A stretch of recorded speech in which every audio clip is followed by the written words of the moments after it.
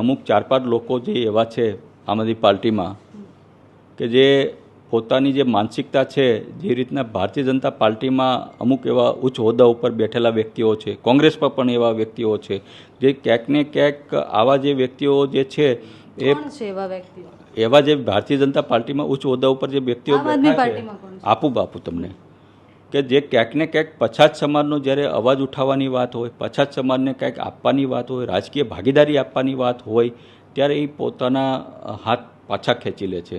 આજે તમે જોયું છે કે ભાઈ ભારતીય જનતા પાર્ટી 30 વર્ષથી ગુજરાતમાં કન્ટિન્યુ શાસન છે. સૌથી વધુ મત હોય તો ગુજરાતની અંદર ઓબીસી સમાજના છે, પછાત સમાજના છે, કોળી સમાજના છે. ચૂંટણી આવે ત્યારે કોળી સમાજના મતનો ઉપયોગ થાય છે, કોળી સમાજના નેતાઓને દોડાવે છે મત માટે.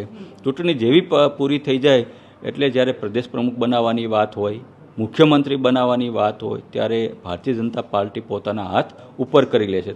આજના ઇતિહાસમાં હું તમને છાતી ઠોકીને કહું છું કે ભારતીય જનતા પાર્ટીએ આજ સુધીમાં 30 વર્ષના શાસનમાં નથી પછાત સમાજનો એક પણ મુખ્યમંત્રી કોળી સમાજનો બનાવવામાં સફળ નીવડી કે નથી એનો પ્રદેશ અધ્યક્ષ બનાવવામાં સફળતા મળી ભારતીય જનતા પાર્ટીને.